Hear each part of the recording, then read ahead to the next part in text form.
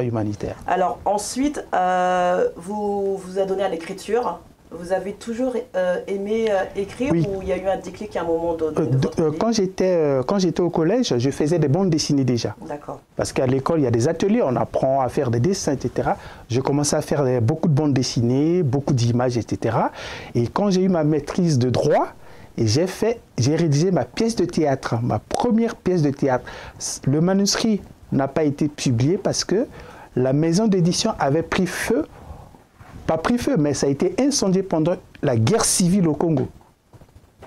Donc pendant la guerre civile congolaise de 1997, 98-97. et il y a eu beaucoup de destruction au Congo, et c'est là où la maison d'édition a été incendiée, parce qu'évidemment le patron de la maison d'édition était un homme politique, comme c'était un conflit provoqué par les acteurs politiques, donc du coup il y a eu des dégâts comme ça.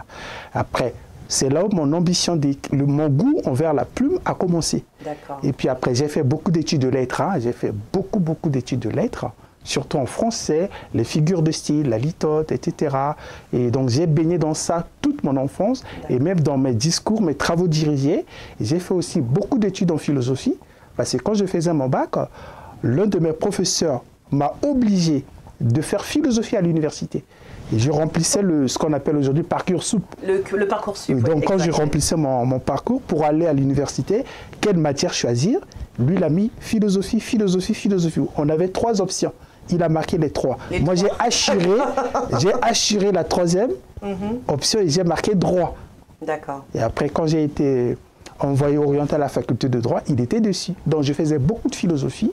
Donc du coup, j'avais déjà l'esprit suffisamment éclairé. Et puis l'envie de servir les autres que j'ai apprise par ma formation chrétienne à l'église, cette envie-là, plus la philosophie, c'est-à-dire tout ce qui est humaniste. J'ai été influencé par les Lumières, j'ai été influencé par les encyclopédistes, Montesquieu, Diderot, hein, ceux qui ont fait l'encyclopédie. J'ai été influencé par le cardinal Richelieu. C'est lui qui a fait l'Académie française, dont le bâtiment est au Pont des Arts, l'Institut de France. C'est le cardinal Richelieu qui l'avait dit, qui l'avait fait, poussé par le roi François Ier, qui a exigé à ce que la langue officielle en France soit le français.